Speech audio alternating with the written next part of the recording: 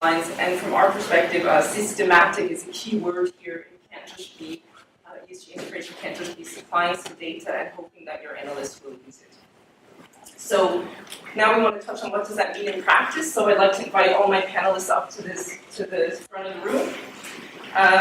We have Eric Bordermans, who is joining us from the offices of Pictet Asset Management in Geneva. He is head of ESG there. He's had a long experience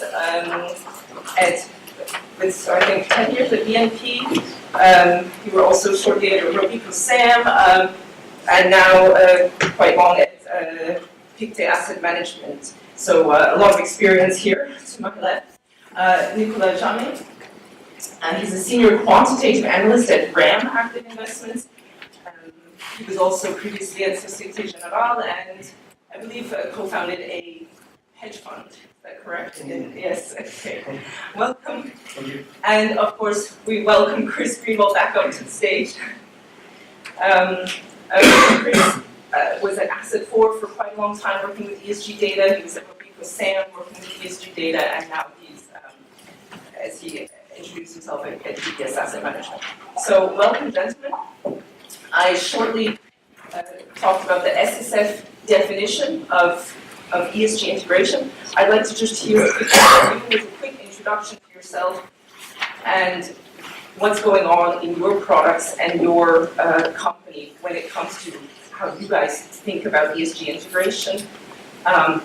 Maybe we'll start with Eric and then move on to Nicola and Chris. You've already spoken extensively about it, but maybe you'll just have something to add after we hear from these two gentlemen. Yeah, thank you, Kelly. Is the microphone working?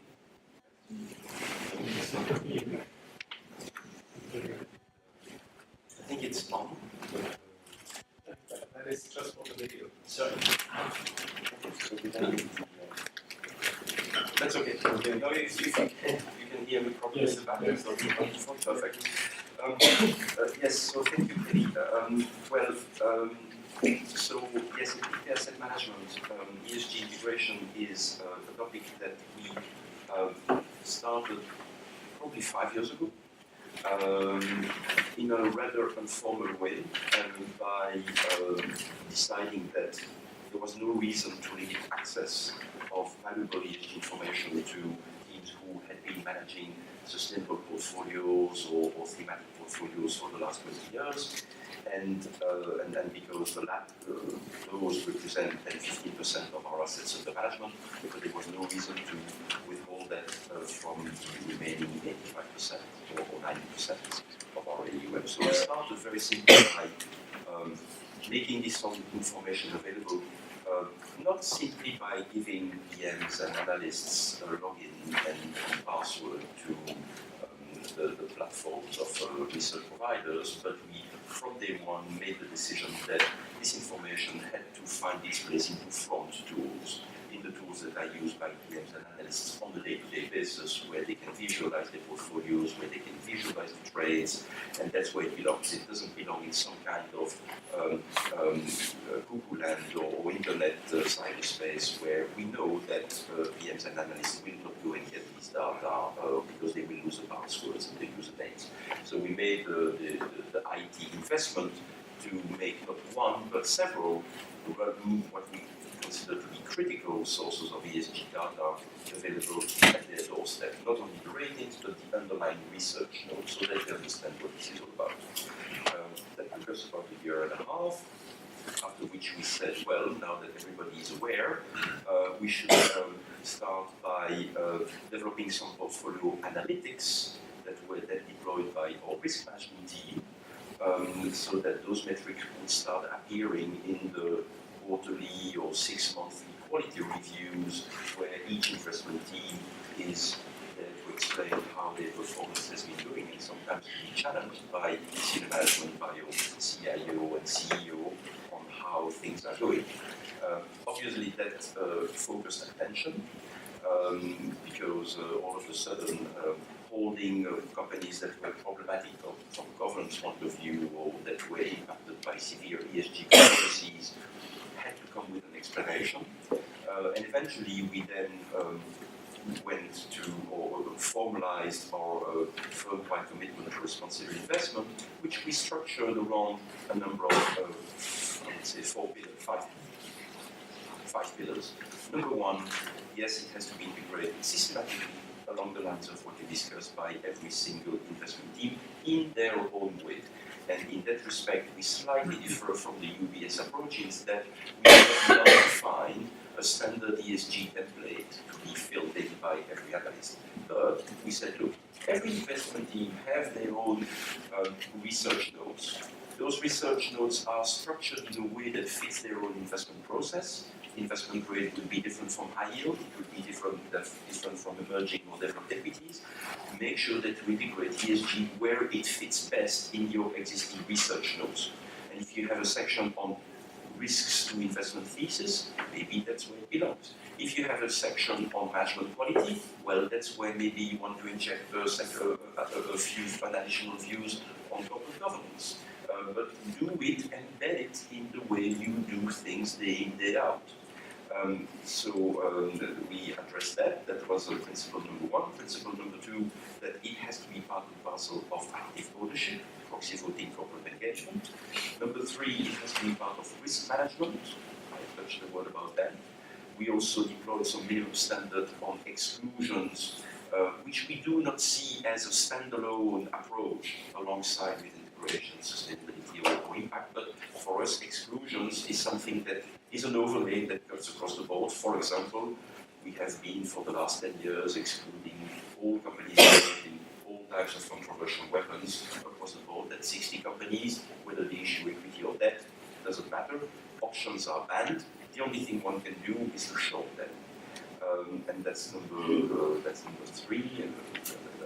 And the last pillar that we deployed is reporting, because it's all very well to deploy ESG metrics into investment analysis and risk management, to deploy some exclusions to structure of ownership, but at the end of the day, these metrics also have to find their way into reports that are delivered to institutional clients or retail clients on the same monthly basis or annual basis.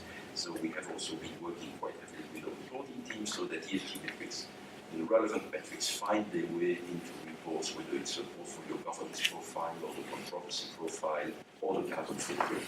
So it's very much a firm-wide approach that we have been deploying for the last 5 years. Yeah, super. Thank you, Eric. And Nicola from Rand Investments, how do you guys see it? I think you're a little bit of a different company than the two that you're sitting between here. But, yes, indeed. Yeah, we'd love to hear from you. Yes, sure. So I'm Nicolas. I'm a senior quant analyst at Rand Investments. So Rand is different. So first, it's a bit smaller than UK and UBS. The other big difference is that we are pure systematic players. So we manage around $4.5 billion in systematic strategies globally. So we have directional and long-short products. In our directional offering, we have some thematic funds, including sustainability funds. So we started in 2007. Back then, we were already conscious that ESG was a big thing, and we wanted to have positive impact. So the way we were approaching ESG back then was exclusion. So as Eric was saying, like the typical exclusion from controversial weapon, we also exclude tobacco and very specific names that our SRI committee is deciding on. For the last 5 years, we had the chance to work with more and more data, as it was discussed before. So we have more data available, and we managed to do a lot of research on the topic. And we now move from ESG exclusion to ESG integration, the reason why I can talk about it today. So we think ESG exclusion is good, but it's limiting the investable universe. So you are basically reducing your diversification without gaining more opportunity. With integration, what we like about ESG integration is that we can gain new information on the stocks and gain new opportunities in our modeling. So last board, for us, full integration is really putting ESG data in the core of our modeling. So our models are based equally on ESG then they are on value growth momentum, so we don't think that it's different data. We need to put it on the same line that other fundamental or technical databases. And I was going to stick with Nicola for a second, Yes, just sure. not to put you on the spot, but I know I've been at other presentations, and maybe give the audience an idea of the sheer number of factors you look at. Yeah. And then what actually comes out of some of your quant analysis. Yeah, sure. As Chris was rightly saying before, we have a lot of data. So for some people, it can be considered too much because it's really hard to navigate through all the different database vendors, all the different scoring systems. Thankfully, we have all the tools to analyze quantitatively all this amount of data, because this is basically what we do on all the databases as well. So we started to look at all the different scoring, and we really join you on that. It's really a starting point. Now what we do is looking at raw data and build our own scoring system. So we started with a very broad view, so looking at all the different factors, and we reduced it to the ones that are material, and it comes down to 10 to 15, so depending on the region and depending on the industry, but we really want to focus on the ones that make an impact on the way we understand the company and eventually on the way we build the portfolio and the risk profile. So the less, the better. Yeah.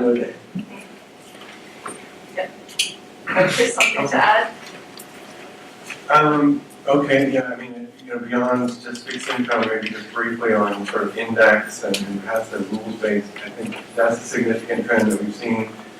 Passive is a big part of our business. We have currently over 10 billion in ESG or SRI passive mandates for ETFs. We've seen the growth rates in the ETF SRI range around 70 to 80% in the past 3 years. It really taps into this whole move from active to passive, and I think institutional clients are increasingly realizing there's a lot that they can do that's creative and interesting in integrating ESG into passive. It's not just about index tracking and voting, it's also about taking different thematic data sets and integrating it into a rules-based strategy and managing the tracking of it. So we have a climate aware fund that is integrating climate change risk into a rules-based strategy that's tracking several different indexes. It's customizable around the index. It's been very popular with clients because it's able to take a clear, systemic, long-term sustainability risk and reweight the portfolio, but nonetheless have a relatively managed tracking error in that portfolio. And I guess on equities, the thing I would say is there are standard questions that all the equity analysts have to fill out. It's similar in that respect on the research side to what we're doing in fixed income. One thing that I would say that has emerged over the past couple of years with regards to sustainability is its impact on engagement and dialogues with companies. And this is becoming increasingly important in the active space in the context of this major move from active to passive and sort of the pressure that that's had on fees. There's a really interesting article today on this, the fee structure and going carelessly, straight towards zero. Active managers have to do something different, something that's differentiated, that's not replicated by the rules-based strategies and quants out there. And one of the key things is engagement with companies. And so we're seeing a move towards more concentrated portfolios, more establishing long-term relations with companies, and getting the analysts to change their dialogue with companies, move away from how is it going the next 3 to 6 months, to more discussions around the long-term strategies of where the companies are going the next 3, 5, or 10 years. And the analysts have found that it really improves their relation with the companies because that's what management teams want to talk about. That's what they can actually plan for and control. That's what boards of directors want to talk about. So I think bringing sustainability into the how do we have dialogues and more productive dialogues with companies and communicate our expectations is a trend we're going to see more of over the next 3, 5, or 10 years. Thanks, Chris. I did want to come back to one question that was posed by the audience about how do you how do you discuss that with your clients and customers? As you've seen, there's already now 2 publications from CFA and PRI, quite large publications going in depth about this topic.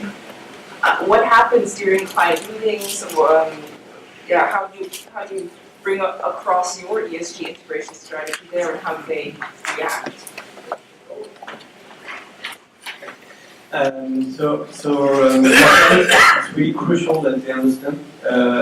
Obviously, as a quantitative investor, they have doubts that we can really add value into our model. They don't want us to just add ESG for the sake of adding ESG. They want us to show that we are improving actually our models.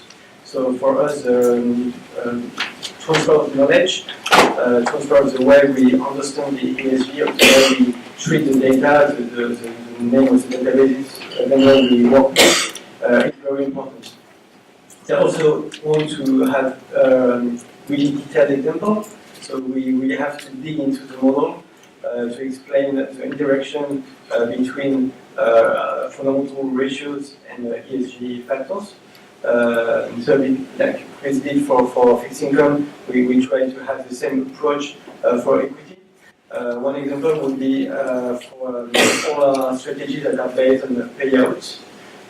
We noticed a very strong correlation between ESG and the sustainability of payment of dividends. So it is something that we manage to capture very differently from our other quality measure. To know like if the company will be able to maintain this level of dividend, this level of payback, will be able to pay back debt, and to some extent to pay the debt holder as well. Historically, we used to look at technicals, so the volatility of the name, the beta of the name, at fundamentals, looking at growth, at volatility of the cash flow, for example. And now, thanks to ESG, we show the investor that we have a long-term view on the company, and that it's adding new information that we didn't have in our other data sets that help us make sure that the stocks we select that are going to pay dividend will keep this level of dividend, which tend to lower the risk of our selection, lower the burden risk, and reduce the volatility. So, very detailed example is very crucial for us. Thank you. Maybe a word about the discussions we have with clients or the interactions that we've had with clients. I think over the last couple of years, we have seen 2 things. Number one is a real increase in the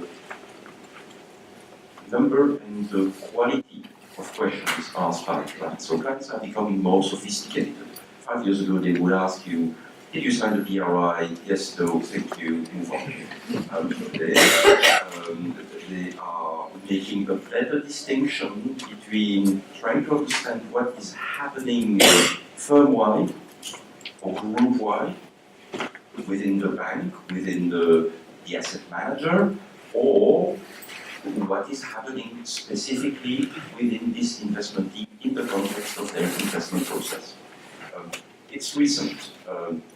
When it was not the case, it was very confusing both for the clients, both for us, because we were never quite sure whether the questions were at group level, whether they were at asset manager level, or whether they were related to this specific investment strategy. But there is now more clarity on this.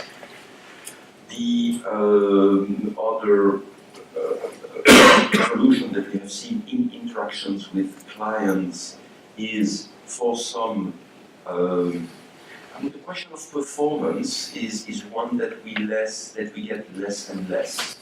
I think we also have to be clear about what can be done and what cannot be done in demonstrating whether ESG integration is creating alpha or not. It can be done, for example, for quantitative strategies. It can be done if there is a specific or a distinct ESG rating, which has pros and cons. one advantage is that it forces to crystallize your view on ESG in one place. The downside is that you may have a disconnect between the true levels of growth or risk for a given company and how ESG can impact those. So there are pros and cons. But what I'm saying is that it can be done if you have a distinct ESG rating, even within the fundamental analysis. But if it is truly embedded into company fundamental analysis, if you make one and the same thing of management quality and corporate governance, then you cannot isolate it anymore. Or yes, maybe on an exposed basis, you can look at key contributors and key detractors of performance and see whether they had high or low governance ratings, and it's just an observation. It becomes an exposed attribution analysis based on specific classes. But I think overall that the question of performance is, I would say, less present. Can it be done, or does it make sense beyond the mechanics? Well, yes, it can make sense for issues like corporate governance, because the data is there, it's fairly reliable, and we know from anecdotal evidence and statistical evidence that yes, corporate governance tends to add alpha, or maybe the momentum, the degree to which corporate governance improves or decreases over time, maybe is an interesting signal. But for issues like climate change, frankly, where this is pretty new stuff for the whole economy and carbon prices are just beginning to bite, trying to do a backtest for the last 20 years amounts to little more than an exercise in futility. Either you believe that it is material and that it will be material going forward, whether it applies to carbon prices or whether it applies to extreme weather events, droughts, floods, and how they will impact the cooling capacity of the way power stations can be put down or have to be shut down. Then you have to do your homework, and it's not exactly a leap of faith, but you have to be convinced of what you're looking for, and that there's no way to demonstrate that it had a big impact in the last 20 years. So, and then maybe the one discussion that I think is taking more space and almost polluting the debate that we have with clients is the issue of jargon, terminology, lack of standardization, and SDGs. I thought we can have a conversation about SDGs because it has a lot of advantages. It created a common language. It describes pretty well the world we would like to live in. But frankly speaking, I'm afraid that the UN might have created the biggest greenwashing machine ever, because it is, I'm afraid, being used and abused, both by companies and by certain investors who are now cherry picking or are contributing to SDG 1, 5, 10, 7, and 9. And but what does it mean in practice? I don't know. Jargon, we have to be careful. Impact investment, outcomes, impactful intent, or wishful thinking. We can debate, so I think we have also to take that with a pinch of salt. And we mustn't be afraid to tell to clients, well, hang on, SDGs serves one purpose, it's a good macro tool, but at micro level, it has its limits. Yes, if I may, on the backtesting side, because I guess we have slightly different clients.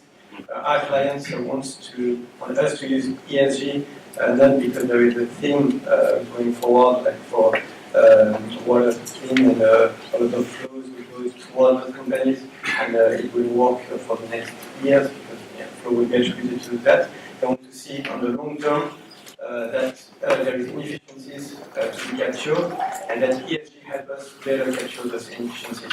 So to take the example of carbon, yes, we think that for the next 5 to 10 years, it's a good investment opportunity, even for discretionary players. On the systematic side, we use carbon efficiency as a proxy for operational efficiency. So we consider, so this is what we explain to our clients, so that they are more comfortable with our ESG exposure, that the company that for the same level of carbon input manage to produce the same output means that it has more efficient operation. So of course we have many ways of looking at operational efficiency, but this is giving us a new angle, and we can tell our clients, okay, we are exposed to low carbon, it's a proxy for high operational efficiency if, of course, there is other fundamentals that are in combination. So they are comfortable in both the long-term way and the historical way, showing the backtest, and with the idea of being exposed to friendly. Maybe just on the question of client communication. I mean, I think in the institutional space, it's quite a bit easier because we've got more sophisticated clients. There's more demand, I would say, right now for that. And if you demonstrate that it's integrated into the process of research analysis, no one is going to complain about that. I mean, you're not going to say, don't look at corporate governance, don't look at environmental social. So I think that's the easy part. On the private client side, the easy part is with the clients that come to you and are looking for something sustainable. Then you have discussion around SDGs and impact, et cetera. The real challenge, but opportunity longer term, is to mainstream this into the private client space, private banking, et cetera. And here, it's key. I think, again, I agree with Eric. It needs to be simplified, transparent, not too much complexity, compelling. But to really mainstream it, I think the returns question is critical. However, it's not required to show that it generates alpha. All you have to do is give them the confidence that they're not going to sacrifice performance. And I give you an anecdote from wealth management on this question, because for years we've had sort of the leaders of private banks talking around about sustainability of the future. We want to do this. Surveys showing that clients want it, but not really moving the needle in terms of fundamental change. And the issue has been the client advisors in between, who generally are afraid, in many cases, to show sustainable investment options to their clients because they're afraid that if they underperform, they'll get blamed for that. So within wealth management, we did a pilot looking at what if we put sustainability questions in the standard process of onboarding clients. There's no way you can get around that, because they have to fill out the questions. And what if we pose them not, are you interested in sustainability, yes or no, but if we give you the same risk-return profile you would otherwise have, are you interested in adding sustainability to your portfolio? The overwhelming number of clients tick yes to that question. They obviously want to feel good about their investments. They don't want to invest in bad companies. If you can give them the same commitment, that you can give them a compelling investment offering that will give them comparable returns, but is also sustainable, there's huge demand for that. So I think there's a lot of untapped demand just beneath the surface, depending on how the question is posed to the clients, and also giving them the confidence that you're going to give them competitive returns. That's your job. But you're adding sustainability as an additional component to that. Thanks. I think I've been hearing that more and more, that in the advisory process, more and more companies are taking note of ESG when they're first having conversations with clients. So that's it's something that could shift the needle. For certain banks, has become the default option. The RI or the SI or the ESG option, has become the default. And if clients don't want it, then they have to tick the box. That's a real shift. I think we're not there yet, but it's... They have to opt out of it. Right. Yeah, I was going to open up for questions because I know there's probably some burning questions in the room. I saw one hand just go up, yeah. Yes, it's actually on the end clients. During the first presentation, it was mentioned that one of the reasons why ESG was taking on faster was lack of information and probably also lack of client information and proper data, proper training and so on. So my question is, relationship manager nowadays are trained in finance, compliance, IML, or cross-border.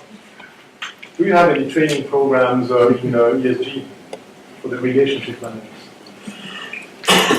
Within wealth management, yes, extensively across the board. So it's really global, because we did roll out this SI mandate at the beginning of last year, and that's been followed up by trainings really around the world.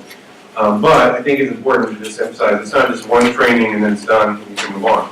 You have to go back periodically remind them, update them, what's changed, how the performance is tracking, et cetera. So it needs to be repetitive and constant and just part of the overall dialogue and discourse to really get embedded in their thinking.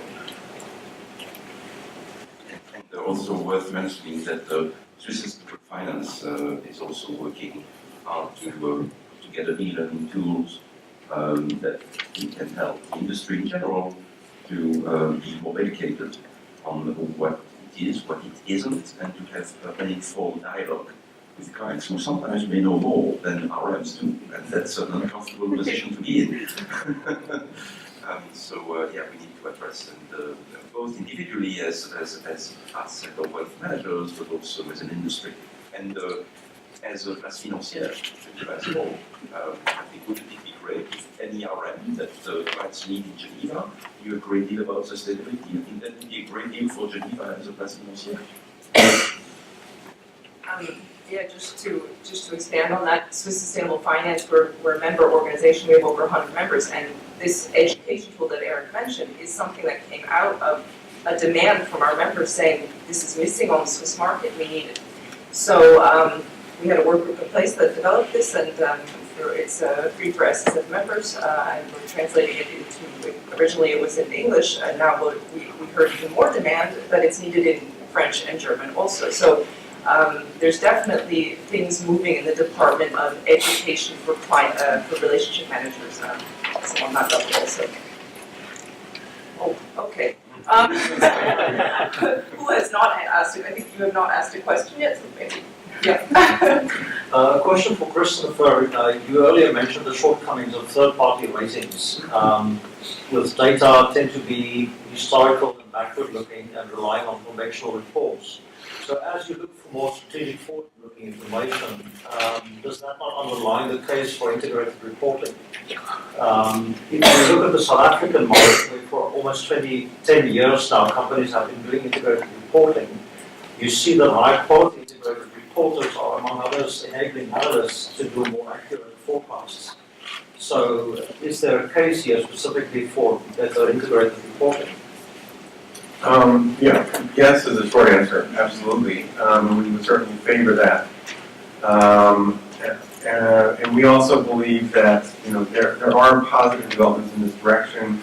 I think the TCFD, Task Force for Climate-Related Financial Disclosure, is another key initiative to bring climate change risk into the mainstream annual report and not just provide data and metrics, but talk about how does that actually impact your strategy? What scenario planning are you doing around that?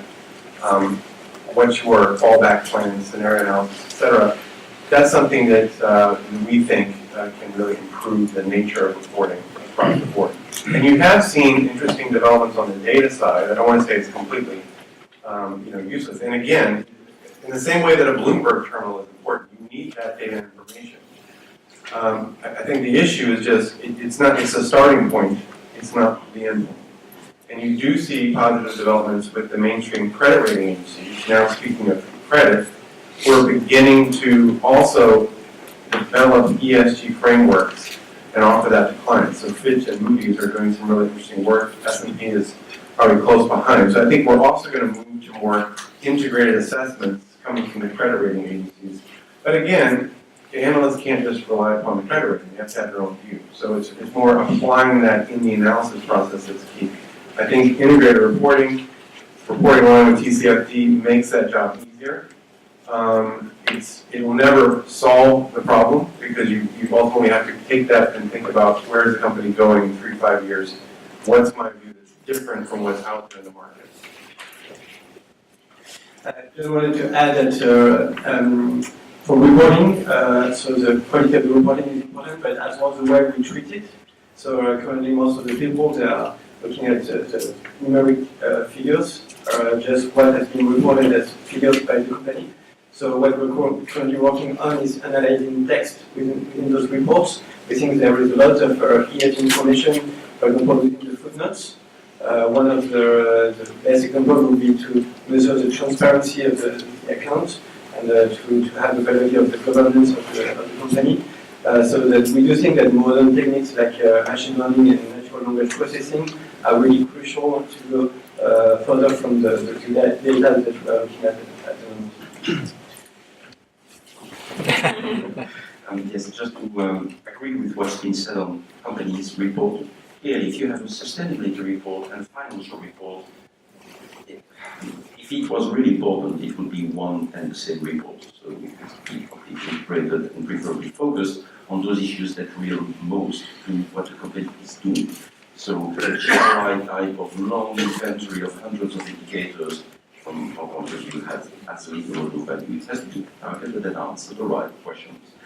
On rating agencies, ESG rating agencies, we've seen a wave of consolidation. There's a debate now whether you want to use a generalist or specialist or a combination, because not all of them are good at covering every aspect. Some are better at corporate governance, some are better at carbon data, others are better at monitoring controversies. So you need to do your own shopping list like a chef. You want to find the best ingredients to make the best dish. That's the position we're in as investors, as asset managers. What we also observe is that beyond the concentration of the large players, of which there's about 3 or maybe 4 today, we see a new generation of data savvy, AI, big data type of companies who are coming in as challengers on very specific aspects of ESG. For example, the newcomers focusing on one thing, which is how to assess the vulnerability of assets, whether it's real estate or infrastructure investment, to climate change and destructive extreme weather events. Very specific, but it's extremely important. And this is a new breed of rating agencies that are just now coming to the market. I have a question on credibility. Do you get any pushback from clients when they go to Morningstar and see your sustainable funds actually have an average or below average score according to Morningstar, which I believe is based on Sustainalytics? And the second question is, if active management is going to really do a lot of engagement, how is that going to end up when there's, all the active managers are going after the amount of saying you need to engage? You need to increase the number of women on your board, et cetera, et cetera. How is that going to work out when there's hundreds of active managers wanting to engage? I will answer to the first question because indeed it's a question we often have. So our rating on Morningstar. So we insist a lot. That's why we're saying we have to go into detail in your approach. On the fact that we have our own scoring, we don't want to be exposed to the Sustainalytics rating and be okay on that to have a good scoring. We really want to have an impact on some of the ESG criteria, but all. So we don't want to be average good. We want to focus on specific things, and we have produced a lot of research and white papers to explain every one of the steps to show that. Yes, we do have a good score if we look at this through that angle, and try to go away from just looking at Sustainalytics or MSCI research, because anyway your ranking will be completely different if you change the provider of the database. Yeah, I mean, you can maybe quibble with the details of how the rating is working. I would say in the institutional space, it's not important because they're looking at the process, they're looking at the quality, all of the things that we look at actually in the institutional client. In the wholesale space, it is important, and so that can be a challenge. I think it's been hugely successful because it's gotten on the radar screen. Everybody's thinking about sustainability. It's just one data point in a thermometer, but if you've got a best-in-class fund that has 2 globes or 1 globe on Morningstar, you're going to have some explaining to do if you're going to distribute that fund. And so it's and to be fair, even though there are differences in how the ratings are distributed across 3,000-4,000 companies, in general there is more correlation and complete divergence. It's not that MSCI is rating Unilever a 1 or something. They're all in terms of sustainability in companies. So I think it's been useful in raising the visibility from that perspective. Now I'm forgetting the second question. Oh, right, engagement. Yes, good question, and it's a problem I welcome in the future to have that. I will say something about engagement, though, that is important related to this, which is that I think one of the things that can hold back successful engagements is if companies get inconsistent requests from different investors around the same topic, and then they're kind of, what do I do?